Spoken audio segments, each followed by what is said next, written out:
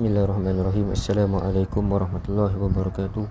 Alhamdulillahirabbil alamin wassalatu wassalamu ala asyrafil anbiya'i wal mursalin sayyidina maulana Muhammad wa ala alihi washabbihi ajma'in. Subhanaka la ilma lana illa ma 'allamtana innaka antal alimul hakim. Wala haula wala quwwata illa billahil aliyyil azim. Allahumma salli ala sayyidina Muhammad al-Fatihi lima ughliq wal khatimi lima sabaq. Nasiril haqqi bil haqq wal hadi ila siratikal mustaqim. Sallallahu alaihi wa ala alihi wa sahbihi haqqa qadrihi wa miqdarihil azim.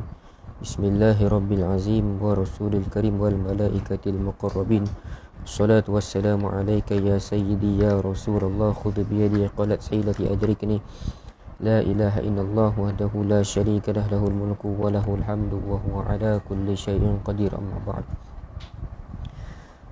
Alhamdulillah, bersyukur kita kepada Allah Subhanahu Wa Taala kerana dapat untuk menyambung pembacaan kitab Syama'il Muhammadiyah, hadis yang disusun oleh Imam Tirmizi rahimahullah taala. Dan kita pada minggu pada perjumpaan yang lepas kita masuk pada bab yang ke-21 berkenaan dengan cara duduk Rasulullah sallallahu alaihi wasallam. Dan insyaAllah kita akan sambung pada hadis yang ke-122 berkenaan dengan berlunjur kaki di dalam masjid. Qala mu'alifu rahimahullah ta'ala wa nafa'ana bihi wa bi'ulumihi wa barakatihi fid daraini amin. Hadis yang ke-122, an Abbad bin Tamim an ummihi radhiyallahu anhuma annahu ra'a an-nabiyya sallallahu alaihi wasallam mustalqiyan fil masjid wadi'an ihda rijlaihi 'ala al-ukhra. Maksudnya diriwayatkan daripada Abbad bin Tamim menceritakan daripada bapa saudaranya, bapa saudara kepada Abbad bin Tamim ini, iaitu Abdullah bin Zaid radhiyallahu anhuma, yang menceritakan, inilah Abdullah bin Zaid itu menceritakan bahawa beliau melihat Nabi SAW berbaring berlunjur di dalam masjid dengan meletakkan salah satu kaki baginda atas kaki yang satu lagi. Yang di mana hadis ni nak menerangkan ataupun nak menceritakan kepada kita tentang Nabi SAW ini pernah pada suatu ketika itu pernah berbaring di dalam masjid, berbaring menelentang dan kakinya itu, kaki baginda Nabi SAW itu disilang. Maksudnya diletakkan kaki sebelah di atas kaki sebelah yang lagi satu. Macam inilah, diletakkan di antara disilangkan kaki ketika mana berlunjur, berbaring sambil berlunjur. Hadis ni dia ada hadis yang dalam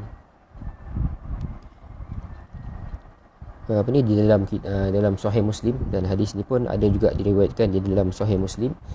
Ada macam ada satu hadis yang agak bertentangan lah dengan hadis ni, yang mengatakan bahawa Nabi SAW itu dia bersabda, janganlah seseorang daripada kamu berlunjur kemudian meletakkan salah satu kakinya di atas kaki satu lagi. Dia nampak seakan-akan ada percanggahan ataupun bertentangan antara satu hadis dengan satu hadis yang lain. Dalam hadis ni dikatakan bahawa Nabi SAW itu berbaring dengan berlunjur kaki, dan Nabi SAW itu menyilangkan kaki baginda. Tapi dalam ada hadis yang lain mengatakan bahawa Nabi SAW itu pernah bersabda, janganlah seseorang daripada kamu berlunjur, jangan berlunjur kaki kemudian meletakkan salah satu kaki di atas kaki yang satu lagi. Jadinya timbul persoalan lah tentang percanggahan ataupun pertentangan di antara dua hadis ni. Namun dijawab oleh Imam Al-Khattabi, dan dijawab oleh Imam Al-Khattabi dalam kitabnya Ma'allim As-Sunan. Dalam kitabnya Ma'allim As-Sunan, Imam Khattabi kata kemungkinan hadis ini menggantikan ataupun nasakh, menggantikan hadis dalam bab dalam bab ini atau larangan hadis ini adalah untuk mencegah daripada aurat pelakunya terdedah. Dikatakan ada kemungkinan bahawa hadis yang menyatakan bahawa Nabi SAW itu melarang Nabi SAW itu melarang seseorang itu melunjur kaki dan meletakkan salah satu kaki di atas kaki yang lain, itu berkemungkinan adalah untuk menggantikan hadis yang ada di dalam bab Syama'il, hadis yang kita bacakan tadi yang 122 tu. Kemungkinan hadis yang ni yang melarang itu adalah untuk menggantikan. Dan juga ada ataupun larangan yang disebutkan dalam hadis, yang larangan yang disebutkan dalam Sahih Muslim itu adalah untuk mencegah daripada aurat orang yang berbaring melunjur itu terdedah. Sebabkan berkemungkinan orang yang berbaring dan melunjur kaki ini berkemungkinan dia kadang-kadang dia mungkin dia pakai kain dan sebagainya. Kita takut akan ternampaklah auratnya daripada belahan kain yang dipakai itulah. Sebab itu Nabi SAW melarang. So dia ada dua kemungkinan. Salah satunya adalah hadis yang melarang itu adalah untuk menggantikan hadis yang ada di dalam bab dalam bab ni lah, bab yang ke-21 ni, menggantikan hadis yang berkenaan dengan Nabi SAW pernah berlunjur kaki dan menyilangkan kaki, yang pertama. Dan yang keduanya ada kemungkinan juga itu adalah larangan itu dalam larangan yang disebutkan dalam hadis dalam kitab Sahih Muslim itu adalah larangan untuk mencegah orang yang melakukan perbuatan tersebut daripada terdedah auratnya. Itu dua kemungkinan. Kemudian dia Imam An-Nawawi dan juga Imam Al-Baijuri. Imam An-Nawawi dan juga Imam Al-Baijuri menyetujui ihtimal yang kedua. Ihtimal yang kedua itu adalah yang tadi itulah, yang larangan dalam hadis ni adalah untuk mencegah daripada terdedah aurat. Dia menyetujui ihtimal yang kedua, di mana kata mereka Imam An-Nawawi dan Imam Al-Baijuri ini, kata mereka hadis yang melarang adalah bagi orang yang dikhawatiri akan menampakkan auratnya jika ia melakukannya, seperti orang yang memakai kain sarung sahaja tanpa seluar. Ini kata Imam An-Nawawi dan juga Imam Al-Baijuri.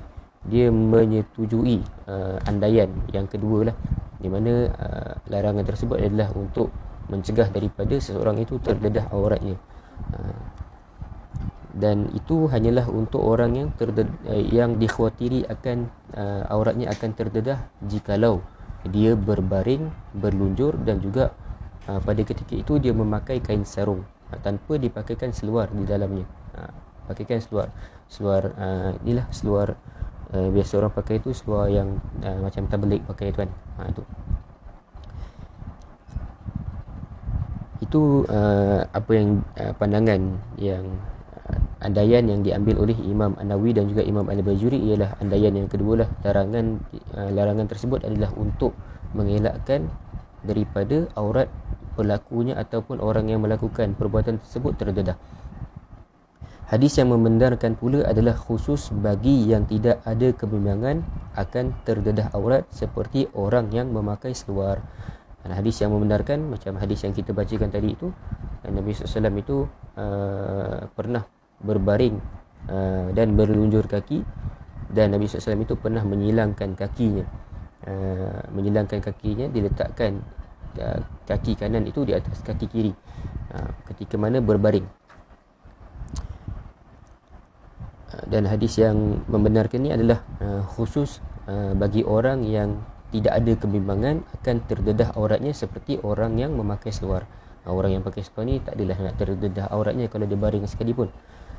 Ihtimal ini lebih utama daripada dakwaan mansuh dan dakwaan bahawa keharusan hanya khusus bagi Nabi sahaja. Dan andaian ini dia lebih utamalah daripada dakwaan di mana hadis yang melarang itu dia memansuhkan hadis yang membenarkan.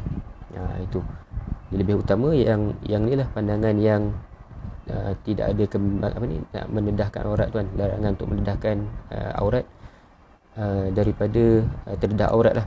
Itu.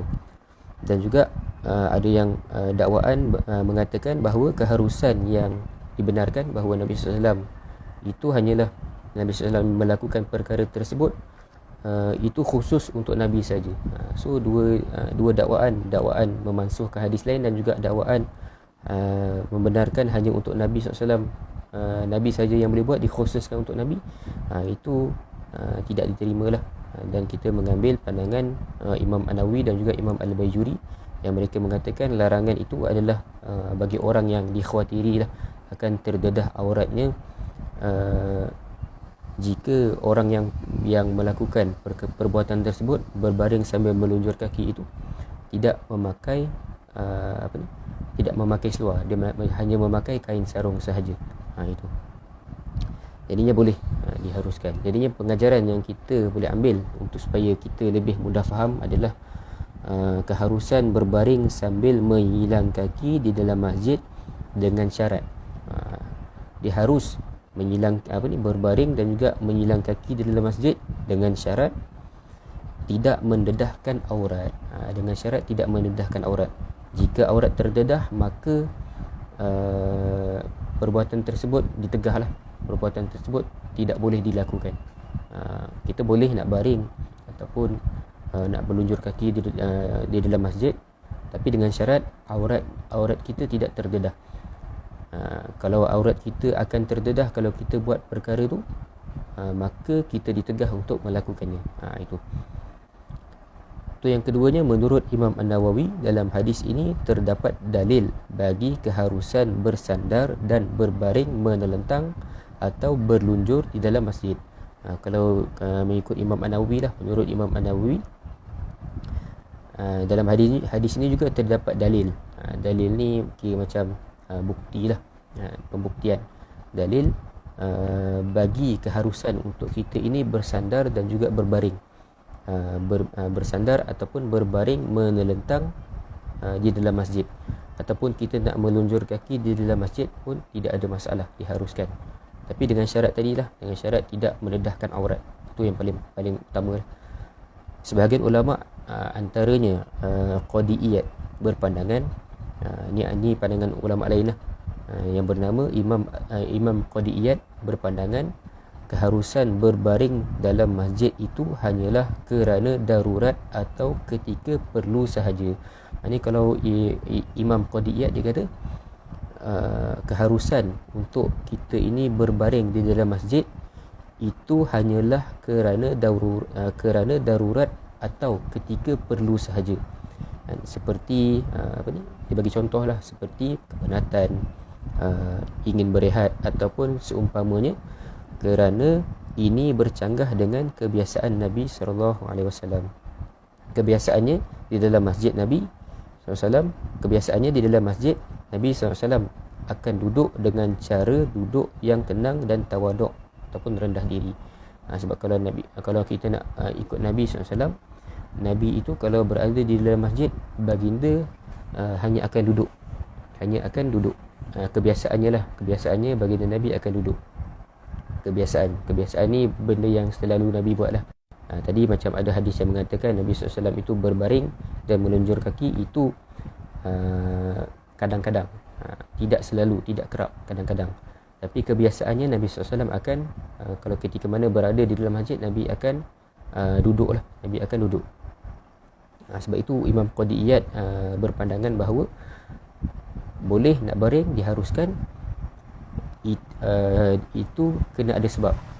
Sebabnya mungkin pada ketika itu kita terlalu penat ke, ataupun kita ingin berehat sebentar ke, ataupun perkara-perkara yang seumpamanya lah, kita sakit dan sebagainya, demam ke, nak berehat di dalam masjid, dibolehkan.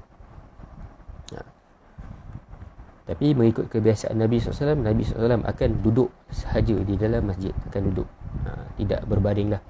Itu berbaring tu, Nabi SAW berbaring itu hanya untuk menunjukkan keharusannya sahaja, hanya untuk menunjukkan keharusannya saja kepada kita. Kalau Nabi SAW tidak melakukan perbuatan berbaring dan juga melunjur kaki ni, memang tak boleh lah kita nak buat perkara tersebut dalam masjid. Tapi sebabkan Nabi pernah tunjuk, maka diharuskan untuk melakukan perkara tersebut.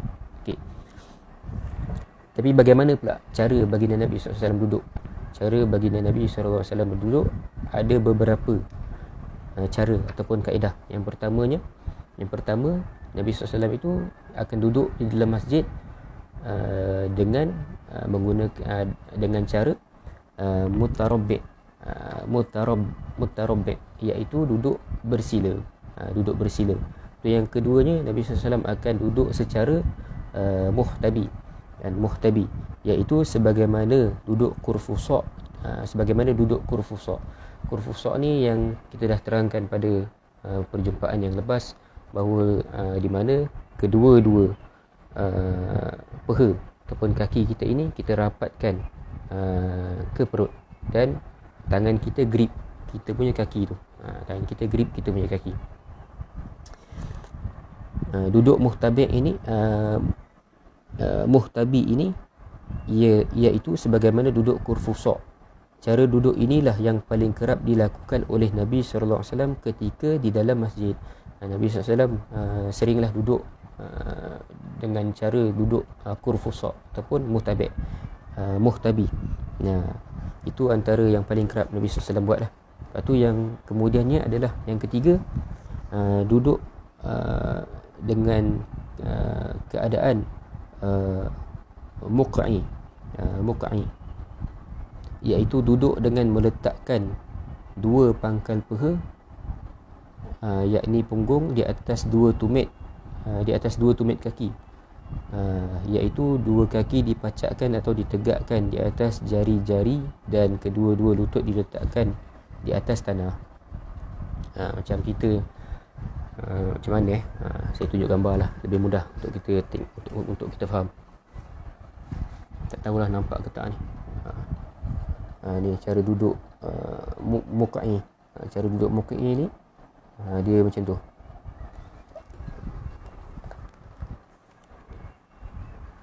Okay, macam kita kalau nak kalau macam adab kita nak duduk dekat bawah kan, biasanya kita akan duduk, kita akan letak lutut kita dahulu, tapi kita punya kaki tu, kita punya jari kaki tu, jari kaki kita itu dia akan berlipat macam ni lah. Dia akan berlipat macam ni. Dia akan berlipat. So boleh google lah bagaimana cara baginda Nabi SAW duduk yang ketiga ni. Sebab yang ketiga ni susah untuk di-explain. Dia kena tunjuk cara. Tapi kalau nak, dia mudah je. Macam kita baru nak duduk kan, kita kan akan berlutut dulu kan. Berlutut, kemudian ni kaki kita itu, kita punya jari kaki kita itu kita akan